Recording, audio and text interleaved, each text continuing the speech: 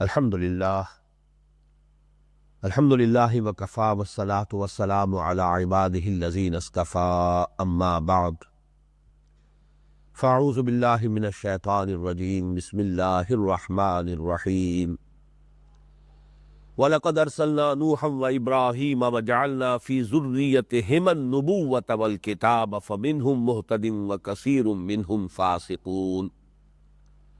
ثم قفينا على آثارهم برسلنا وقفينا بعيسى ابن مريم وآتيناه الإنجيل وجعلنا في قلوب الذين اتبعوه رأفة ورحمة ورهبانية ابتدعوها ما كتبناها عليهم إلا ابتغاء رضوان الله فما رعوها حق رعايتها فآتينا الذين آمنوا منهم أجرهم وكثير منهم فاسقون صدق اللہ العظیم رب اشرح لی صدری ویسر لی امری واحلل عقدۃ من لسانی یفقہوا قولی۔ پچھلی نشست میں ہم نے ایک تو سورہ حدید کی 25 آیات پر پھر ایک نگاہ بازکش ڈالی اور اس کے بعد 26ویں آیت کے بارے میں کسی قدر تفصیل سے گفتگو کی۔ ایک بات جو اس آیت مبارکہ میں اگرچہ ضمنی طور پر وارد ہوئی ہے لیکن بہت نہایت گہرے علمی اہمیت کی حامل ہے، اس پر ہماری گفتگو جاری تھی۔ حضرت ابراہیم علیہ السلام کے بعد نبوت اور کتاب، ان دونوں الفاظ کو میں چاہتا ہوں کہ فوکس میں لے آئے۔ یہ مخصوص ہے ذریت ابراہیم کے ساتھ۔ اگر کہیں دنیا میں اور ہے، زیادہ تر تو ظاہر بات ہے ہمارے پاس ثبوت جو ہے وہ اسی علاقے کا ہے جسے ہم مڈل ایسٹ کہتے ہیں۔ History of Judaism, history of Christianity, یہ سب کے سب در حقیقت، اور پھر اسلام، اس کا تعلق ان تینوں مذاہب کا وہ اسی علاقے سے ہے۔ قرآن مجید نے بھی حضرت ابراہیم علیہ السلام سے قبل کے جن رسولوں کا تذکرہ کیا ہے وہ بھی اسی علاقے سے متعلق تھے، یعنی حضرت ہود اور حضرت صالح۔ اس کے علاوہ پوری دنیا میں ہندوستان ہے، چین ہے اور دوسرے علاقے ہیں۔ کم سے کم ہندوستان اور چین جو ہے یہ تو بہت قدیم مراکز ہیں تہذیب کے اور تمدن کے۔ ان سے کوئی صراحت کے ساتھ بحث جو ہے قرآن حکیم نے نہیں کی ہے۔ بات بالکل واضح ہے کہ چونکہ ان کے بارے میں جو اولین مخاطب تھے قرآن مجید کے، یعنی اہل عرب، چونکہ ان کے پاس واقفیت نہیں تھی، لہذا خام خواہ ان کا تذکرہ کرنا ان کے لیے گویا کہ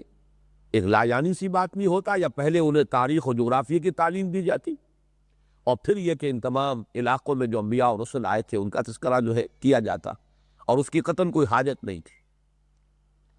البتہ یہ جو اشکال سامنے آیا تھا جس کا حل ہمیں کرنا ہے کہ ایک طرف قرآن کہتا ہے کہ وَإِن مِّن قَرْيَةٍ إِلَّا خَلَا فِيهَا نَذِيرٌ اور وَلِكُلِّ قَوْمٍ هَادٍ، دوسری طرف یہ حقیقت سامنے آ رہی ہے کہ کم سے کم گزشتہ 4500 برس کے دوران تو صرف ذریت ابراہیم ہی میں کتاب اور نبوت نہیں ہے۔ اس کا حل کیا ہے؟ دیکھیں، ان دونوں الفاظ پر اگر آپ غور کریں گے تو ہر لفظ کی اپنی ایک کانوٹیشن ہوتی ہے۔ ہاد، ہادی، ہدایت دینے والا، یہ ایک عام لفظ ہے۔ اسی طریقے سے نذیر، خبردار کرنے والا، یہ بھی ایک عام لفظ ہے۔ کوئی بھی شخص جو حقائق سے آشنا ہو جائے، چاہے وہ از خود آشنا ہوا ہو، جس کی ایک بڑی اہم مثال ہے جو قرآن مجید میں دے دی گئی ہے، اور وہ اس اعتبار سے بڑی اہمیت کی حامل ہے کہ اگر اس کا تذکرہ اتنی وضاحت اور صراحت کے ساتھ نہ ہوتا تو یہ اہم مضمون ہم پر منکشف میں نہ ہو سکتا۔ اور وہ حضرت لقمان، وہ نہ نبی تھے، نہ رسول تھے، نہ کسی نبی یا رسول کے امتی ہونے کا کوئی ثبوت ہے۔ سلیم الفطرت، سلیم العقل انسان، اس سلیم الفطرت انسان نے اپنی عقل سلیم کی رہنمائی میں فکر اور غور اور سوچ بچار، اور جسے حدیث میں کہا گیا ہے التفکر والاعتبار، غور و فکر اور عبرت پذیری، اس کے نتیجے میں جہاں تک رسائی حاصل کی وہ بنیادی تعلیمات جو قرآن کی ہے، یعنی توحید، معاد، یہاں تک ان کی رسائی ہو گئی۔ اب ظاہر بات ہے کہ اس پر تیسری چیز وہی ہے نیکی اور بدی، جس کا امتیاز اور جس کی تمیز کا جو شعور ہے وہ اللہ تعالیٰ نے ہر انسان میں ولیت کیا ہے۔ لہذا نبوت اور کتاب یہ در حقیقت ہدایت خداوندی کی ایک معین شکل ہے،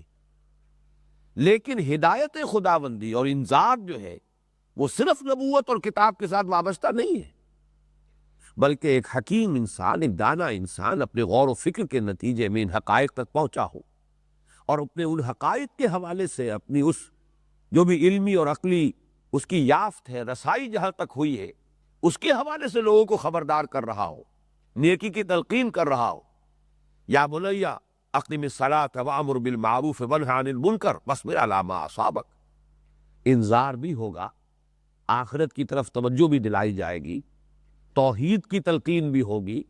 شرک کی مذمت بھی ہوگی، یا بنی لا تشرک باللہ ان الشرک لظلم عظیم۔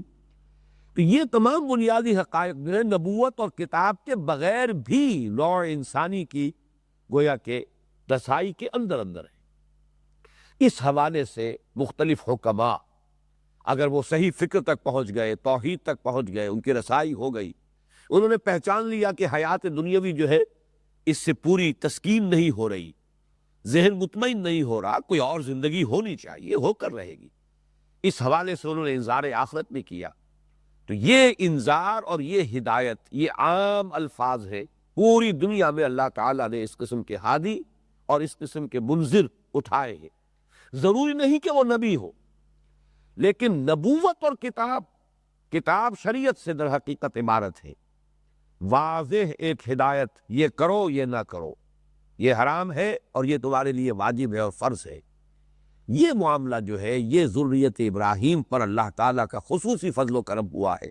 جس کے لیے کہ قرآن مجید میں وہ آیت بھی موجود ہے کہ انی جاعلک للناس اماما، نوع انسانی کے لیے ایک امامت کا مقام جو حضرت ابراہیم علیہ السلام کو عطا ہوا ہے، در حقیقت یہ اسی کا ایک مظہر ہے کہ نبوت اور کتاب جو ہے یعنی ہدایت خداوندی کی یہ معین شکل یہ مخصوص کر دی گئی ہے نسل ابراہیمی کے لیے۔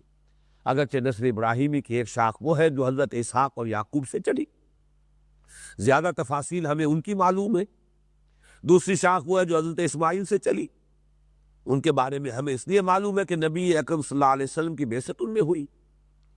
تیسری شاخ میں حضرت قطورہ جو ہے تیسری بیوی حضرت ابراہیم کی، ان کے کئی بیٹے تھے، ان میں سے صرف ایک سے ہم واقف ہیں کہ ان کی نسل جو ہے وہ قوم مدین یا مدیان کہلائی ہے، جن میں حضرت شعیب بھیجے گئے ہیں، لیکن ان کی اولاد جو ہے اور کہاں کہاں پھیلی ہے اس کا کچھ علم نہیں۔ جیسے میں عرض کر چکا ہوں حضرت یعقوب، حضرت اسحاق کے دوسرے بیٹے حضرت عیس وہ کہاں گئے؟ تو نسل تو وہ بھی ابراہیم ہی کی ہوگی، اس نسل میں بھی کوئی نبی آئے ہو سکتا ہے وہ دور دراز کے علاقوں میں جا کر آباد ہو گئے ہو، لیکن یہ کہ بہرحال نبوت اور کتاب کی شکل اگر ہے تو وہ صرف ذریت ابراہیمی میں ہے۔ باقی ہدایت، عام اخلاقی ہدایت، عام اخلاقی تلقین،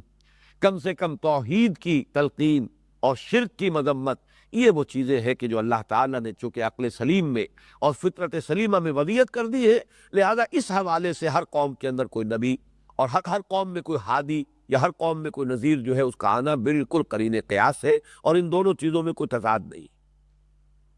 بہرحال یہ آیت مبارکہ ختم ہوتی ہے فَمِنْهُمْ مُهْتَدٍ وَكَثِيرٌ مِّنْهُمْ فَاسِقُونَ، چونکہ فرمایا گیا تھا جعلنا فی ذریتہم النبوۃ والکتاب، حضرت نوح جب تک حضرت ابراہیم نہیں آئے حضرت نوح کی نسل میں نبوت و کتاب رہی، اس کے بعد حضرت ابراہیم کے بعد ان کی نسل میں نبوت و کتاب کو مخصوص کر دیا گیا، لیکن یہ کہ وہ ذریت نوح ہو یا ذریت ابراہیم، یہ سب کے سب نیک لوگ نہیں تھے۔ فَمِنْهُمْ مُهْتَدٍ، ان میں سے کچھ وہ بھی ہوئے جنہوں نے ہدایت اختیار کی،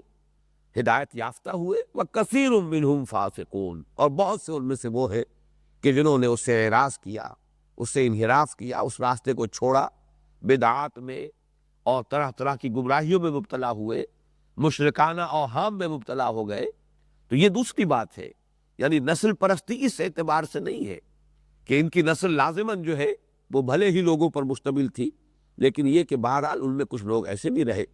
کہ جو ہدایت پر تھے، وَكَثِيرٌ مِّنْهُمْ فَاسِقُونَ، لیکن ان میں سے بہت سے وہ ہیں کہ جو فاسق ہے، نافرمان ہے، اللہ کی ہدایت سے منہ موڑ کر وہ فسق اور فجور کے اندر مبتلا ہو گئے۔ اب آئیے جو اس حصے کا جو اصل مضمون تھا یہ اصل میں دوسری آیت میں آ رہا ہے، ثم قفینا علی آثارہم برسلنا، پھر ہم نے ان کے نقوش پا پر، نقوش قدم پر ہم نے اپنے بہت سے رسولوں کو اٹھایا۔ یہ قاف، فا اور یا کا جو مادہ ہے اسی سے لفظ ہمارے ہاں بنتا ہے قوافی، قافیہ۔ پیچھے جو لفظ آتا ہے شعر کے جس کے حوالے سے ایک رزم قائم ہوتا ہے، ایک یکسانیت پیدا ہوتی ہے، اسے ہم قافیہ کہتے ہیں۔ تو قفا ہے کسی شے کے پیچھے لگنا، کسی کے آخری حصہ کسی کے پیچھے لگنا، کسی کی پیروی کرنا۔ اور یہ لفظ جو ہے قفینا قرآن مجید میں 4 مرتبہ آیا، جن میں سے 2 مرتبہ تو یہی ہے اسی مقام پر، اور اس مادے سے صرف ایک جگہ اور لفظ آیا وَلَا تَقْفُ مَا لَيْسَ لَكَ بِهِ عِلْمٌ إِنَّ السَّمْعَ وَالْبَصَرَ وَالْفُؤَادَ كُلُّ أُولَٰئِكَ كَانَ عَنْهُ مسئولا۔ یہ بھی ہمارے منتخب نصاب میں سورہ بنی اسرائیل کا جو 4تھا رکوع ہے۔ وَلَا تَقْفُ، مت پیچھے لگو، مت پیچھے پڑو ان چیزوں کو جن کے لیے تمہارے پاس کوئی واضح علم نہیں ہے۔ إِنَّ السَّمْعَ وَالْبَصَرَ وَالْفُؤَادَ، ہم نے یہ صلاحیتیں جو تمہیں دی ہے یہ اس لیے دی ہے کہ ان کی رہنمائی کو اختیار کرو۔ سماعت ہے، بصارت ہے، عقل ہے، غور و فکر کرو سوچ بچار سے ان چیزوں سے، یا پھر یہ کہ دوسرا ہدایت جو ہے وہ وحی کا سلسلہ ہے، لیکن اس سے ہٹ کر اوہام ہے، طرح طرح کے جو بھی ہمارے ہاں آکلٹ سائنسز کے نام سے چیزیں مشہور ہے، ستارہ شناسی ہے اور یہ دست شناسی ہے، اسی طرح سائنس آف نمبرز ہے، مختلف چیزیں اگرچہ نام ان کے سائنس کا دے دیا گیا ہے لیکن ان کو کہتے ہیں آکلٹ سائنسز۔ ان سے گویا کہ ہٹایا گیا ہے کہ ان کے پیچھے نہ پڑو، یہ در حقیقت جو تمہیں سمع و بصر اور عقل کی صلاحیتیں دی گئی ہے یہ ان کی ناقدری ہے کہ انسان ان چیزوں کا یہ جو ہے ان کی پیروی کرے، ان کے پیچھے پڑے۔ ثم قفینا علی آثارہم برسولنا، پھر ہم نے ان کے نقش قدم پر، یعنی حضرت نوح، حضرت ابراہیم اور ان کے جو صالح پیرو تھے ان کے نقش قدم پر ہم نے بھیجا اپنے بہت سے رسولوں کو۔ وَقَفَّيْنَا بِعِيسَىٰ ابْنِ مریم، اور پھر ہم نے پیچھے اٹھایا ان کے عیسیٰ، مریم کے بیٹے عیسیٰ کو۔ وَآتَيْنَاهُ الْإِنْجِيلَ، اور اسے ہم نے عطا کی انجیل، اس لیے کہ کتاب، نبوت اور کتاب، نبوت کے ساتھ کتاب کا جو ایک سلسلہ ہے، ایک ربط ہے، تو حضرت موسیٰ علیہ السلام کو تورات، اور اس کے بعد جو انبیاء بنی اسرائیل ہیں ان کو بہت سے صحیفے ہیں جو دیے گئے، خاص طور پر ایک صحیفہ جو ہے زبور کے نام سے مشہور ہے جو حضرت داؤد کو دیا گیا، پھر حضرت عیسیٰ علیہ السلام کو انجیل کے ساتھ مبعوث کیا گیا۔ وَجَعَلْنَا فِي قُلُوبِ الَّذِينَ اتَّبَعُوهُ رَأْفَةً وَرَحْمَةً، اور جن لوگوں نے اس کی پیروی کی یعنی حضرت عیسیٰ علیہ السلام کی، ان کے دلوں میں ہم نے رافت اور رحمت پیدا کر دی۔ رافت اور رحمت یہ تقریباً مترادف الفاظ بھی ہے، بہت سے الفاظ ایسے ہوتے ہیں کہ جو مترادفات کے طور پر مستعمل ہوتے ہیں، لیکن ظاہر بات ہے کہ 2 لفظ ہیں تو 2 مفہوم یقیناً ہوتے ہیں، اور پھر جب وہ بیک وقت سامنے آتے ہیں تو پھر غور کرنا پڑتا ہے کہ ان کے مابین فرق کیا ہے، ورنہ ایک دوسرے کی جگہ استعمال ہو جائیں گے۔ جیسا کہ بارہا ہمارے ہاں اس منتخب نصاب کے درس کے دوران ایمان اور اسلام مترادف بھی ہے لیکن ان کا اپنا علیحدہ مفہوم بھی ہے، جہاد اور قتال مترادفات میں بھی ہے لیکن ان کا علیحدہ علیحدہ مفہوم اور مدلول بھی ہے، نبوت اور رسالت، نبی اور رسول یہ تقریباً مترادف بھی ہے لیکن یہ کہ ان کا اپنا اپنا علیحدہ مفہوم بھی ہے، جس کے بارے میں اصول یہ بیان کیا گیا ہے کہ اذا تفرقا اجتمعا واذا اجتمعا تفرقا، جب یہ جوڑوں کے الفاظ جو ہیں علیحدہ علیحدہ آتے ہیں تو مفہوم تقریباً ایک ہی ہوتا ہے، لیکن جہاں دونوں آ جائیں گے وہاں یقیناً کوئی نہ کوئی فرق ہوگا کہ جس کو ظاہر کرنا مقصود ہے۔ جہاں پر بھی یہ جوڑا بن کر آیا ہے رأفہ اور رحمہ، ان دونوں میں جو نسبت ہے وہ یہ ہے کہ رافت اس کیفیت کا نام ہے کہ کسی کے دکھ اور درد کو انسان اپنے دل میں محسوس کر سکے۔ اس کے لیے فارسی کا وہ لفظ جو ہے بہترین ہے، ہمدردی۔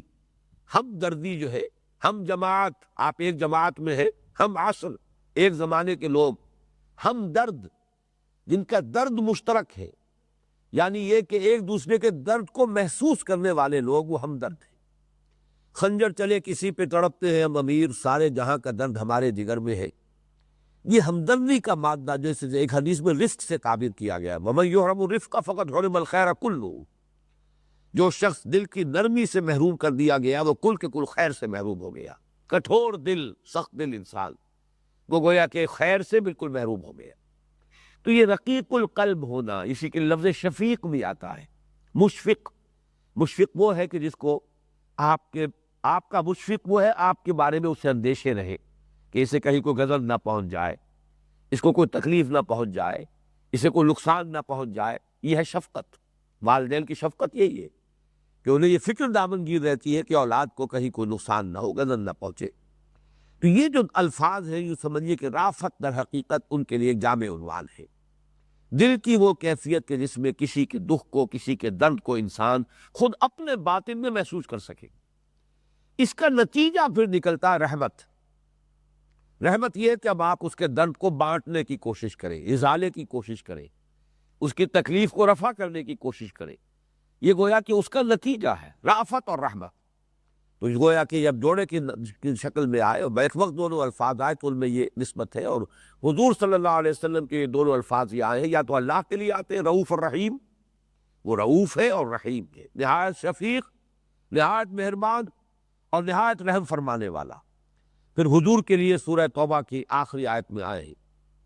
کہ بالمؤمنین رؤوف الرحیم، آخری سے پہلی آیت۔ حضور کے لیے بھی دونوں الفاظ، اور یہاں پر حضرت مسیح علیہ السلام کے پیروکاروں کے لیے خاص ان کے دلوں میں ایک رقت قلبی، جیسا کہ حضرت ابوبکر کے بارے میں خاص طور پر صحابہ کرام میں سے یہ جو وصف ہے یہ بہت ہی مشترک تھا حضور کے اور حضرت ابوبکر کے مابین۔ اس اعتبار سے حضرت ابوبکر رضی اللہ تعالی عنہ حضور صلی اللہ علیہ وسلم کی شخصیت کا ایک کامل پرتو تھے۔ یہ ہے رافت اور رحمہ۔ اب اس کے بعد آیا رہبانیت ابتدعوہا، رہبانیت کی بدعت ہے جو انہوں نے ایجاد کی ہے۔ اس رافت اور رحمت کا ایک نتیجہ نکلا ہے اصل میں، جب وہ حد اعتدال سے تجاوز کر گیا تو اس نے رہبانیت کی شکل اختیار کر لی۔ ما کتبنا علیہم، ہم نے نہیں لازم کیا تھا اسے ان پر۔ اگلا ٹکڑا جو ہے اس پر بعد میں گفتگو کریں گے، پہلے اس کو سمجھ لیجئے کہ لفظ رہبانیت اصل میں کیا ہے۔ عام طور پر ہم روحبانیت کا لفظ استعمال کرتے ہیں، لفظ دونوں درست ہے لیکن یہاں رہبانیت ہے، روحبانیت نہیں ہے۔ رہب کہتے ہیں خوف کو، چنانچہ قرآن مجید میں فَإِيَّايَ فَارْهَبُونَ، بس مجھی سے ڈرو۔ اسی طریقے سے تُرْهِبُونَ بِهِ عَدُوَّ اللَّهِ وَعَدُوَّكُمْ أَعِدُّوا لَهُم مَّا اسْتَطَعْتُم مِّن قُوَّةٍ وَمِن رِّبَاطِ الْخَيْلِ تُرْهِبُونَ بِهِ، مسلمانوں اپنے دشمنوں کو خوف زدہ کرنے کے لیے اپنے پاس طاقت اور اسلحہ جو ہے حتی الامکان فراہم کرو تاکہ تم ڈراؤ، خوف زدہ کر دو اپنے دشمنوں کو بھی، اللہ کے دشمنوں کو بھی۔ تو یہ رہب جو ہے خوف، رہب سے رہبان، را کے زبر کے ساتھ بنے گا، جیسے رحم سے رحمان۔ یہ فعلان کا مادہ جو ہے، جب کوئی صفت، کوئی وصف جو ہے بہت ہی ایک ہیجانی کیفیت میں ہو، طوفانی انداز کی ہو، ٹھاٹھے مارتے ہوئے سمندر کی طرح رحمت، یہ رحمان کے لفظ میں ظاہر ہوتی ہے۔ رحمان جس کے اندر بہت ہی زیادہ خشیت الہی اور اللہ کا خوف، آخرت کی باز پرس کا خوف انتہائی شدت اختیار کر جائے، وہ ہے رحمان، بہت زیادہ خوف زدہ، بہت زیادہ ڈرنے والا، جس میں خشیت، آخرت کے محاسبے کا خوف جو ہے وہ بہت شدید ہو گیا ہے، وہ رہبان ہے۔ تو رہبان سے رہبانیت، یہ گویا کہ اب اس کیفیت کا نام ہے، اور اب اس سے جو ایک نظام وجود میں آیا اس کے لیے گویا کہ بطور اس میں علم بن گیا۔ رہب سے اس میں فاعل بنے گا راہب، اور راہب کی جمع ہے روحبان، راہ کے پیش کے ساتھ جب آئے گا تو یہ راہب کی جمع ہے۔ تو روحبانیت ہوگی راہبوں کا طریقہ، راہبوں کا مسلک، راہبوں کا انداز۔ تو یہ روحبانیت اور رہبانیت کے اس فرق کو نوٹ کر لیں۔ وَرَهْبَانِيَّةً ابْتَدَعُوهَا، اب اس سے مراد کیا ہے؟ در حقیقت ایک نظام جو دنیا میں، جس کو میں پچھلی نشست میں بیان کر چکا ہوں، کہ انسان جہاد اور قتال کے راستے سے ہٹ کر کوئی راستہ نکالے، اور شیطان جو ہے انسان کو اس کی تمام تر توجہ کو صرف ذاتی اصلاح کے اوپر مرکوز کر دے، اور اس میں اس درجے تشدد ہو جائے کہ انسان اپنی نفس کشی پر آمادہ ہو جائے۔ دیکھیے ایک لفظ ہے سیلف کنٹرول، ضبط نفس، یہ تو مراد، یہ تو مطلوب ہے، اس کے بغیر تو ظاہر بات ہے کہ انسان کوئی کام کر ہی نہیں سکتا۔ تقویٰ نام ہی اس کا ہے کہ پہلے آپ کو اپنے نفس کے اوپر کنٹرول حاصل ہو اور پھر آپ اپنے نفس کو اللہ کے سامنے جھکا دیں، یہ تقویٰ ہے۔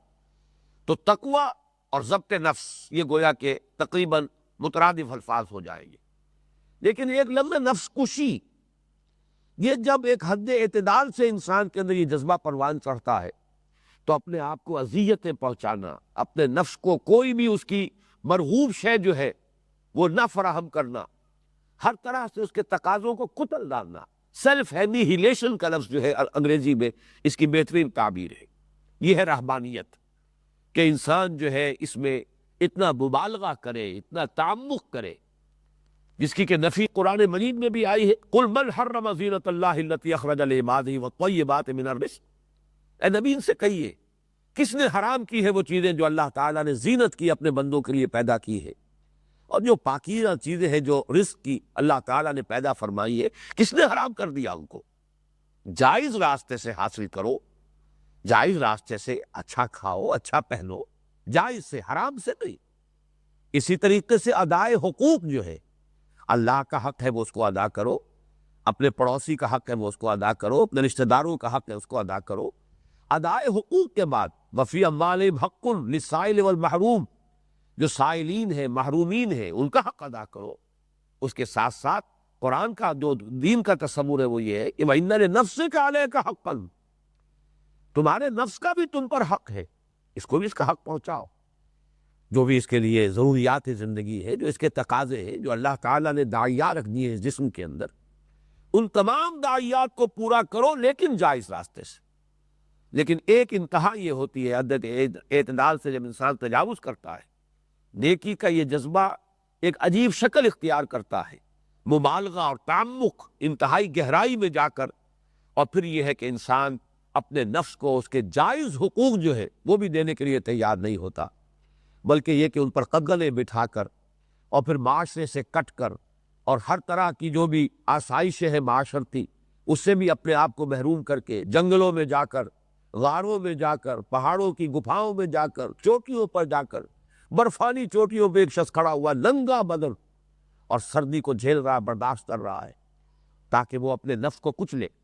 یہ ہے در حقیقت وہ رہبانیت کہ جس میں کچھ لوگ لیکن یہ اپنی نیک نیتی اور نیک دلی سے اس راستے کی طرف گئے، اور اس کو در حقیقت شیطان نے ان کو ڈائیورٹ کیا، ان کے رخ کو موڑ دیا ہے، بجائے اس کے کہ معاشرے میں رہے اور باطل کے ساتھ مقابلہ کرے، ظلم کا استحصال کرے، بدی کو ختم کرنے کی کوشش کرے، اس کی بجائے یہ ہے کہ معاشرے سے کٹ جاؤ اور جا کر کہیں غاروں میں، کہیں گپھاؤں میں، کہیں پہاڑوں کی چوٹیوں پر، وہاں جا کر علیحدہ ہو کر بس نفس کشی کے اندر،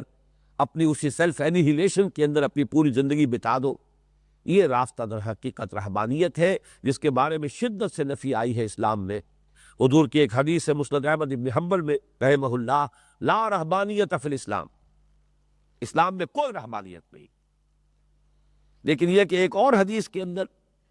میں سمجھتا ہوں کہ یہ بھی مسند احمدی کی حدیث ہے، رہبانیت ہذہ الامت الجہاد فی سبیل اللہ، یہ نہایت حکیمانہ قول ہے حضور کا صلی اللہ علیہ وسلم، اس امت کی رہبانیت جہاد فی سبیل اللہ ہے۔ اس سے زیادہ حکیمانہ بات نہیں ہو سکتی۔ تم اپنے نفس کو تکلیفیں پہنچانا چاہ رہے ہو تو یہی تکلیفیں جہاد فی سبیل اللہ میں بھی تو ہے۔ جبکہ تم غاروں میں بیٹھ کر تکلیفیں پہنچاؤ گے اپنے نفس کو تو اس سے صرف تمہیں اپنی ذات کو کوئی فائدہ پہنچے گا، اگر پہنچے گا، اگرچہ اس میں بہت سے خطرات بھی ہیں، اس پر بعد میں تذکرہ ہوگا۔ وہ خطرات جو ہے بہت زیادہ خوفناک نتائج پیدا کر سکتے ہیں، لیکن فرض کیجئے مثبت پہلو ہی سامنے رکھا جائے تو صرف تمہاری ذات کو فائدہ پہنچ رہا ہے۔ یہی تکلیفیں تم اپنے نفس کو پہنچاؤ جہاد فی سبیل اللہ پہ،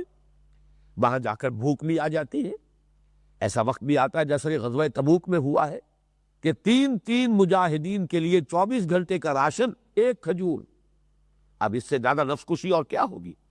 لیکن یہ نفس کشی اس راستے میں ہے کہ جس سے دین کا غلبہ ہوگا، نظام عدل و قسط قائم ہوگا، بحیثیت مجموعی جو ہے کروڑوں انسان جو ہے وہ ظلم کے اور جبر کے اور استبداد اور استحصال کے پھندوں سے نجات پائیں گے۔ ان کے لیے پھر ممکن ہوگا کہ اپنے پروردگار کی طرف کوئی توجہ کرے، اس سے لو لگائیں، اس کے ساتھ جو ہے راتوں کو کھڑے ہو کر اس کے ساتھ مکالمہ اور مخاطبہ کرے، اس کے ساتھ مناجات کرے، لیکن یہ کہ یہ کب ہوگا؟ جبکہ انہیں اس ظلم کی چکیوں سے نکالا جائے۔ وہ جو کولو کے بیل بنے ہوئے ہیں، وہ جو بار برداری کے جانور بن کر رہ گئے، ان کے لیے کہاں ممکن ہے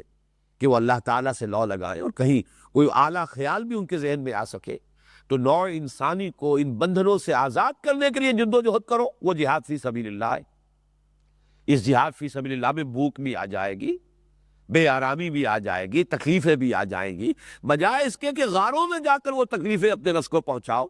وہ سارے مقاصد جو ہے وہ حاصل ہو جاتے ہیں، اور وہ جہاد فی سبیل اللہ ہے۔ تو رہبانیت ہذہ الامت الجہاد فی سبیل اللہ، اس امت کی رہبانیت تو جہاد فی سبیل اللہ ہے، اور یہی جہاد فی سبیل اللہ ہے جس کے لیے کلائمیکس وہ آیت ہے جو ہم پڑھ چکے ہیں، لقد ارسلنا رسلنا بالبینات وانزلنا معهم الکتاب والمیزان لیقوم الناس بالقسط وانزلنا الحدید فیہ باس شدید ومنافع للناس۔ یہ معاملہ ہے، اپنے نفس کے ساتھ بھی مجاہدہ کرو، اس راستے میں کرو۔ اپنے نفس کے خلاف مجاہدہ یہ بھی ہے کہ حرام سے اس کو بچا لو، اس کی خواہش ہے، اندر سے ابری ہے، لیکن اگر وہ جو چیز طلب کر رہا ہے وہ حرام ہے تو اسے روکو اپنے آپ کو، اور اپنے نفس کو منع کرو اس سے۔ نہى النفس عن الہوا، جس نے کہ اپنے نفس کو رو کے رکھا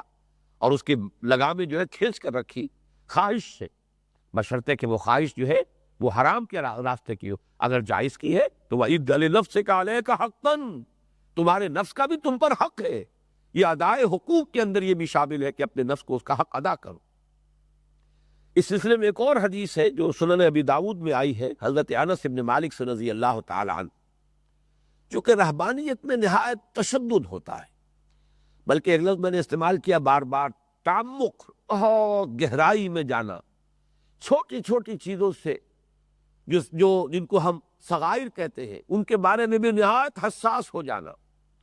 تکلف ہے، تعمق ہے، بہت ہی اس کے بارے میں حساسیت ہو گئی ہے یہ چیز جو ہے، اور اپنے اوپر انسان بہت ہی سختی کر رہا ہے۔ حضور نے فرمایا لا تشددوا علی انفسکم ویشدد اللہ علیکم، دیکھو اپنے اوپر زیادہ تشدد نہ کرو، زیادہ سختی نہ کرو، اس نفس کو جائز چیزوں سے بھی محروم نہ کرو، نتیجہ کیا نکلے گا؟ اللہ تم پر سختی کرے گا، پھر یہ سختی جو ہے تمہارے لیے ناقابل برداشت ہو جائے گی۔ وہی اس آیت کے اندر بھی آگے آئے گا، فَإِنَّ قَوْمًا شَدَّدُوا أَنفُسَهُمْ فَشَدَّدَ اللَّهُ عَلَيْهِمْ، اس لیے کہ تم سے پہلے بھی ایک قوم ایسی گزری ہے جس نے اپنے اوپر بہت تشدد کیا، نفس کشی کی انتہا کو پہنچ گئے تو اللہ نے بھی ان پر سختی کی۔ فَتِلْكَ بَقَایَاهُمْ فِي الصَّوَامِعِ وَالدَّيَارِ، تو اب جو تم دیکھتے ہو ان کنیساؤں میں اور ان گرجوں میں اور ان راہب خانوں میں، یہ ان کے بقایا بیٹھے ہوئے ہیں۔ تو جو ان کا حشر ہے، یہ تو جو خود مغربی جو مورخین ہیں اور جو انہوں نے ہسٹری آف موناسٹیسزم، کرسچین موناسٹیسزم کی جو تاریخ مرتب کی ہے، اس میں جس طرح کی تفاصیل ہمارے لیے رونگٹے کھڑے کر دینے والی بات ہے کہ ابتدائی دور میں تو یقیناً جن لوگوں نے اس کا ایجاد کیا اس کو، انہوں نے اپنے اوپر بہت تشدد کیا، بہت سختی کی، اور کچھ لوگ ہوتے ہیں باہمت لوگ کہ جو اس سختی کو برداشت کر جاتے ہیں، پابندی کر جاتے ہیں، لیکن یہ کہ اکثر لوگ پھر جب آتے ہیں پیروی کرنے کی کوشش کرتے ہیں، پھر وہ ان کی پابندی نہیں کر پاتے، نتیجہ کیا نکلتا ہے کہ بظاہر راہب ہے، راہبہ ہے، غیر شادی شدہ ہے، لیکن یہ کہ اندر خانے جو ہے اخلاق باختہ ہے، زناکاری ہو رہی ہے، راہب خانے ہیں لیکن اندر زناکاری ہو رہی ہے، حرامی اولاد پیدا ہو رہی ہے، ان کے گلے گھوٹے جا رہے، راہب خانوں کے تہخانوں میں قبرستان بن گیا ہے ناجائز اولاد کا۔ تو بظاہر کچھ ہے راہب، راہبائیں ہیں، لیکن یہ کہ حقیقت میں پھر انسان جب اپنی فطرت کے سے کشتی کرتا ہے تو کچھ لوگ باہمت ہوتے ہیں کہ جو باقاعدہ قابو پا لیتے ہیں، اپنے نفس کو کچل دیتے ہیں اور اس کی پابندی کر سکتے ہیں، لیکن اکثریت کا معاملہ یہ نہیں ہوتا، بلکہ پھر انسان کی طبیعت، اس کی سرشت اسے پچھاڑ دیتی، اور پھر تو انسان گرتا ہے گندگی کے اندر، اور جس انتہائی پستی کو تک وہ پہنچتا ہے، واقعہ یہ کہ اس کا تذکرہ کرنا بھی بڑا مشکل ہے۔ تو یہاں فرمایا مت کرو اپنے اوپر تشدد۔ یہی وجہ ہے کہ میں نے بار بار آپ کو توجہ دلائی ہے کہ قرآن مجید میں 3 مقامات ہیں اہم جن میں کبائر سے بچنے کو کہا گیا ہے۔ ان تجتنبوا کبائر ما تنہون عنہ نکفر عنکم سیئاتکم وندخلکم مدخلا کریما۔ سورہ نساء میں فرمایا اگر تم ان بڑی بڑی چیزوں سے جن سے تمہیں روکا جا رہا ہے اگر اجتناب کر لو گے، چھوٹی چیزیں ہم خود دور کر دیں گے۔ عام طور پر جو مذہبی مزاج اور مذہبی ذہنیت بنتی ہے وہ ان چھوٹی چیزوں میں جب تعمق ہونا شروع ہوتا ہے تو پھر بسا اوقات صورت وہ پیدا ہو جاتی ہے کہ مچھر چھانے جاتے ہیں، سموچے اونٹ نگلے جاتے ہیں، جو کہ حضرت مسیح علیہ السلام نے یہود کے علماء پر تنقید کی تھی۔ تمہارا حال یہ کہ مچھر چھانتے رہتے ہو اور سموچے اونٹ نگل جاتے ہیں۔ چھوٹی چھوٹی چیزوں میں تعمق بھی ہے اور تشدد بھی ہے، تکلف بھی ہے، اوور ایمفیسس بھی ہے، لیکن یہ کہ بڑی بڑی چیزیں جو ہے وہ نکلی جا رہی ہیں۔ اسی طرح سورۃ النجم میں فرمایا ہے کہ یجتنبون کبائر الاسم والفواحش الا اللمم، معمولی چیزیں جو ہے انسان سے ہو جاتی ہے ان کے بارے میں ذرا زیادہ حساس نہ رہو، اس لیے کہ اصول یہ دیا گیا ہے کہ ان الحسنات یذہبن السیئات، نیکیاں جو ہے ان چھوٹی چھوٹی برائیوں کو، صغائر کو خود بخود انسان کی نیکیاں جو ہے ان کا ازالہ کرتی رہتی ہے۔ انسان وضو کرتا ہے، جیسا کہ حدیث میں آتا ہے آنکھوں کو دھوتا ہے، پانی ڈالتا ہے تو آنکھوں کے گناہ جو ہے وہ دھل جاتے ہیں، وہ صغائر ہوں گے۔ غیر ارادی طور پر کسی نامحرم پر نگاہ پڑ گئی تھی اور فرض کیجئے کہ اس وقت کوئی تلذذ بھی محسوس کیا انسان نے، اس کی کوئی نیت نہیں تھی، ارادہ نہیں تھا، اللہ تعالیٰ اس کو معاف فرمائے گا۔ وضو کرتے ہوئے جب آنکھ دھوئیں گے آپ تو وہ اس کے جو بھی قدورت ہے اس کی کثافت دھل جائے، ہاں ارادے کے ساتھ معاملہ نہ ہو، وہ پھر کبائر کے معاملہ چلا جائے گا۔ اسی طرح سورہ شورى میں ہم پڑھ چکے ہیں والذین یجتنبون کبائر الاسم والفواحش واذا ما غضبوا هم یغفرون، تو ایک تو ہے در حقیقت اپنی پوری توجہ کو اس جد و جہد پر مرکوز کرنا کہ دین غالب ہو، نظام عدل و قسط قائم ہو، ظلم کا، باطل کا، استحصال کا، جبر کا استیصال کر دیا جائے، اور اس میں خود انسان کبائر سے بچا ہوا ہو، تمام بڑے بڑے گناہوں سے اس نے اپنے آپ کو محفوظ کر لیا ہو۔ صغائر کا معاملہ اللہ تعالیٰ خود جو ہے اس کو دھوتے رہتے ہیں، نکفر عنکم سیئاتکم، ہم تمہاری برائیوں کو دور کر دیں گے، ان حسنات یذہبن السیئات، وہ خود بخود جو ہے دھلتی چلی جاتی ہے۔ تو یہ ہے دو باتیں جو ذہن میں رکھنے کی ہے، اور اس میں جو عام طور پر جو ایک مذہبی مزاج کے اندر تشدد اور تعمق پیدا ہو جاتا ہے اس کی بہترین مثال جو ہے حدیث نبوی میں، بڑی اہم حدیث ہے یہ، اور یہ متفق علیہ بخاری اور مسلم دونوں میں موجود ہے۔ حضرت انس بن مالک سے رضی اللہ تعالی عنہ فرماتے ہیں جاء ثلاثۃ رہط الی بیوت ازواج النبی صلی اللہ علیہ وسلم یسألون عن عبادت النبی صلی اللہ علیہ وسلم، تین اشخاص حضور کی ازواج مطہرات کے گھروں میں آئے، یعنی مختلف ازواج کے حجروں پر جا کر ان سے پھر حضور کی جو نفلی عبادت تھی اس کے بارے میں سوال کیا۔ ظاہر بات ہے فرض عبادت تو سب کے نزدیک متفق علیہ، نماز 5 نمازیں تو سب کو پڑھنی ہے، حضور اور کتنی نماز پڑھتے ہیں رات کو، کتنی دیر تک آپ نوافل ادا کرتے ہیں؟ اسی طرح فرض روزے رمضان کے تو سب نے رکھنے ہی ہے، حضور نفلی روزے کتنے رکھتے ہیں؟ یہ تحقیق کی انہوں نے، ان کے اپنے اندر جو ہے وہ نیکی کا جذبہ جو ہے وہ بہت توانا ہو کر اور بہت طاقتور ہو کر ابھر آیا تھا، تو انہوں نے اندازہ کرنا چاہا کہ حضور کا معمول کیا ہے۔ یسألون عن عبادت النبی، فلما اخبروا، جب انہیں اس کی خبر دی گئی، ظاہر بات ہے نہ حضور کی زندگی میں کوئی تکلف اور تسنع تھا، نہ ازواج مطہرات رضی اللہ تعالی عنہن اجمعین ان کی طرف سے کوئی اس معاملے کے اندر کوئی مبالغہ آرائی ہو سکتی تھی، معاذ اللہ، جو صحیح صورت تھی انہوں نے بیان کر دی۔ کأنہم تقالوہا، ایسا محسوس کیا انہوں نے کہ گویا کہ ان کے اندازے سے یہ بات بہت کم نکلی۔ وہ سمجھتے تھے کہ حضور تو شاید ساری رات بستر سے اپنی کمر لگاتے ہی نہیں ہوگے، لیکن جب انہیں معلوم ہے حضور سوتے بھی ہیں، رات کو استراحت فرماتے ہیں، آرام فرماتے، ہاں آپ تہجد بھی پڑھتے ہیں، نماز پڑھتے ہیں، نوافل پڑھتے ہیں، لیکن یہ کہ آرام بھی فرماتے ہیں۔ ان کا کوئی گمان ہوگا کہ حضور تو کبھی ناغہ ہی نہیں کرتے ہوں گے، ہمیشہ ہی روزہ رکھتے ہوں گے، بتایا گیا نہیں، ایسا نہیں ہے، حضور اتنے روزے رکھتے ہیں یا یہ معمول ہے آپ کا۔ کأنہم تقالوہا، تو انہوں نے اسے کچھ قلیل سمجھا، ان کی توقع سے کم۔ قالوا فأين نحن من رسول اللہ صلی اللہ علیہ وسلم وقد غفر له ما تقدم من ذنبه وما تأخر۔ اب انہوں نے اپنے آپ کو تسلی دینے کے لیے یہ کہا کہ ہمارا حضور سے کیا مقابلہ، اور ہم کہاں قیاس کر سکتے ہیں اپنے معاملے کو حضور کے معاملے پر، جبکہ ان کے تو تمام اگلے پچھلے گناہ اللہ نے ویسے ہی معاف فرما دی۔ قال احدهم، اب ان میں سے ایک نے یہ کہا،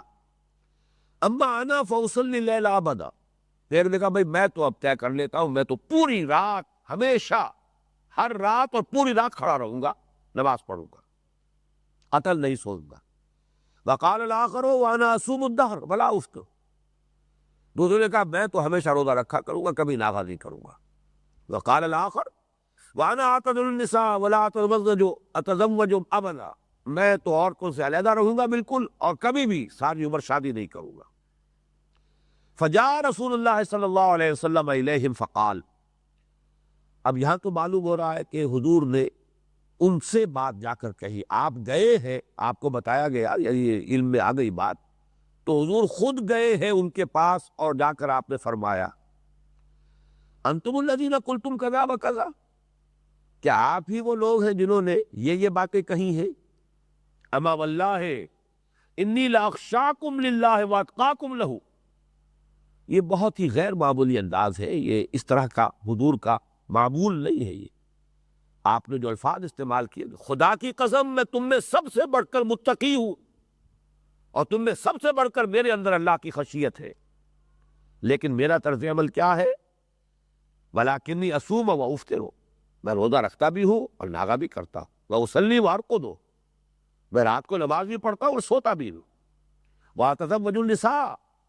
میں تو عورتوں سے نکاح کرتا ہوں، میں نے نکاح کی ہے، متعدد ازواج میرے گھر میں۔ فمن رغب عن سنتی فلیس منی، تو کان کھول کر سن لو، جسے میری سنت پسند نہیں ہے، جو اعراض کرے گا میری سنت سے، اس کا مجھ سے کوئی تعلق نہیں ہوگا۔ یعنی ہے تو یہ نیکی کا جذبہ، بڑا مشتعل ہو گیا ہے، بہت ہی قوی ہو کر ابھرا ہے، لیکن جان لو کہ اسے حد اعتدال میں اگر نہ رکھا تو جو میرا اسوہ ہے، جو میری سنت ہے، وہ در حقیقت اس اعتدال پر مبنی ہے کہ نفس کا بھی حق ہے، وَإِنَّ لِنَفْسِكَ عَلَيْكَ حَقًّا، جیسے کہ میں نے بارہا سنایا ہے، حضرت عمرو بن العاص رضی اللہ تعالی عنہ کے بیٹے حضرت عبداللہ، ان میں بھی اسی طرح کا غلبہ ہو گیا تھا، پوری رات، اور روزہ رکھتے تھے ہمیشہ۔ تو حضور نے بلا کر جواب طلبی فرمائی ہے، یا عبداللہ اولم اخبر انک تصوم الدہر وتقوم اللیل، اے عبداللہ مجھے تو یہ بتایا گیا ہے کہ تم پوری رات نماز پڑھتے ہو اور ہمیشہ روزہ رکھتے ہو، تو اب کیا کہیں؟ حضور کے سامنے چھپائے تو کیسے چلا؟ عرض کیا بلا یا رسول اللہ، حضور ایسا تو ہے، فرمایا لا تفعل، مت کرو ایسا، یہ در حقیقت وَإِنَّ لِنَفْسِكَ عَلَيْكَ حَقًّا وَإِنَّ لِزَوْجِكَ عَلَيْكَ حَقًّا وَإِنَّ لِزَوْرِكَ عَلَيْكَ حَقًّا، تمہارے نفس کا بھی تم پر حق ہے، تمہاری بیوی کا بھی تم پر حق ہے، تمہارے ملاقاتیوں کا بھی تم پر حق ہے، جو بھی حقوق ہے ان سب کو ایک اعتدال اور توازن کے ساتھ ادا کرو۔ یہ جو حدیث میں نے طویل آپ کو متفق علیہ سنائی ہے، اس کا ایک اور ورژن بھی ہے کہ جو سنن نسائی میں آیا ہے، اس سے یہ معلوم ہوتا ہے کہ اس پر حضور صلی اللہ علیہ وسلم نے پھر باقاعدہ اجتماع میں بھی خطاب فرمایا ہے، یعنی ایک تو یہ کہ ان تینوں اشخاص سے جا کر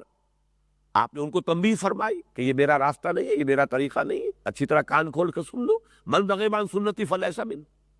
لیکن اس پر مستزاد یہ کہ پھر گویا کہ آپ نے خطبہ جو ہے وہ آپ نے ارشاد فرمایا،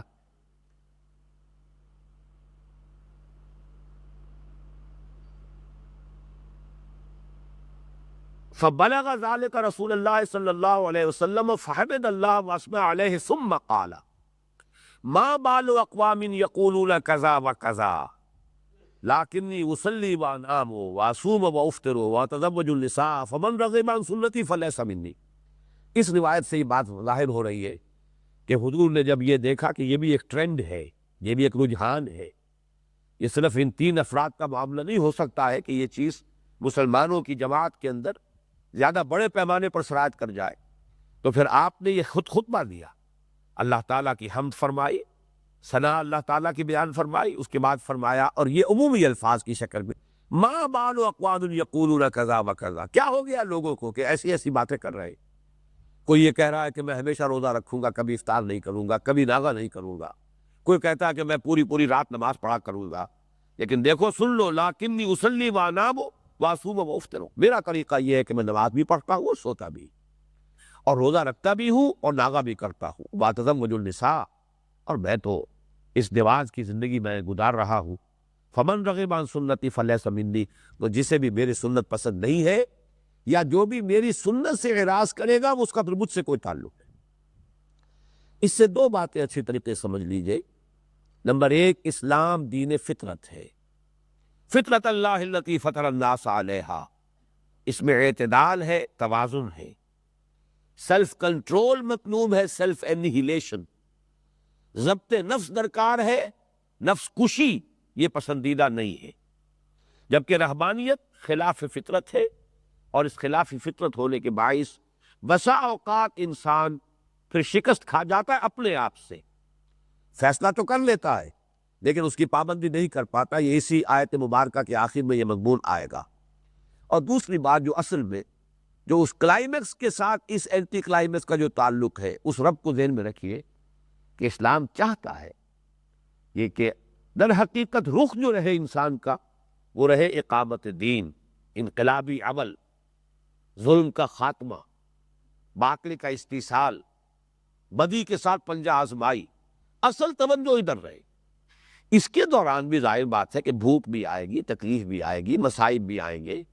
فاقے بھی آئیں گے، پیٹوں پر پتھر بھی بعد میں پڑ جائیں گے، راتوں کو سونا جو ہے نصیب نہیں ہوگا۔ یہ ساری مشکلات اور مصائب جو خواہ ایک تکلف اور تشنع کی شکل میں جو اس نظام رہبانیت میں آتے ہیں، انسان اپنے اوپر طاری کرتا ہے، یہ سب کے سب آئیں گے،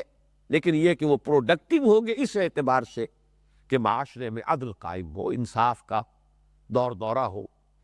اور یہ جو رہبانیت کا نظام ہے یہ ایک اعتبار سے ظلم کو اور باطل کو اور بدی کو اور شر کو تقویت پہنچاتا ہے، اس لیے کہ جو نیک لوگ ہیں وہ میدان سے ہٹ گئے، وہ معاشرے کو چھوڑ کر اور جا کر گپھاؤں میں اور غاروں کے اندر بیٹھ گئے،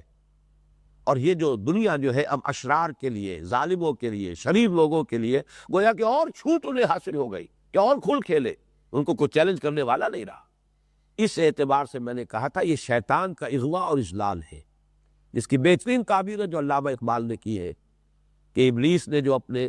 اس دور کے چیلوں چانٹوں کو جو بھی اس نے ہدایات دی ہے، کیونکہ اس نے کہا کہ مجھے اندیشہ یہ ہے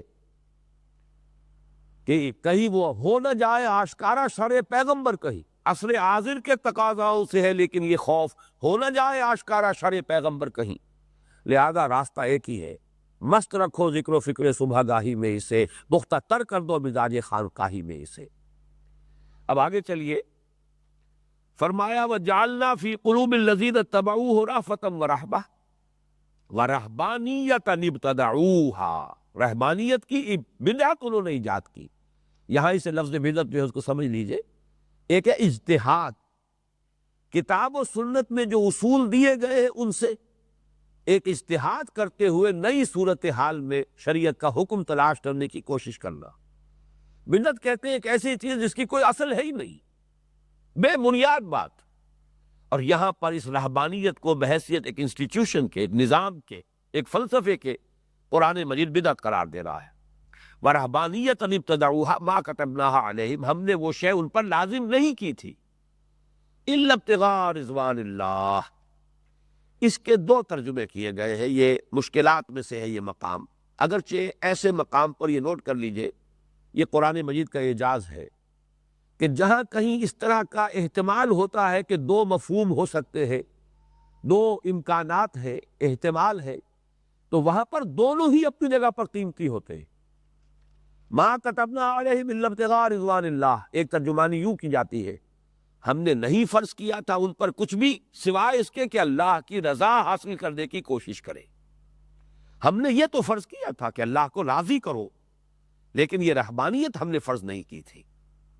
ایک ترجمانی یوں کی گئی ہے کہ انہوں نے رہبانیت کی بدعت جو ایجاد کی تو تھی وہ اللہ کی رضا کے حصول کے لیے ہی،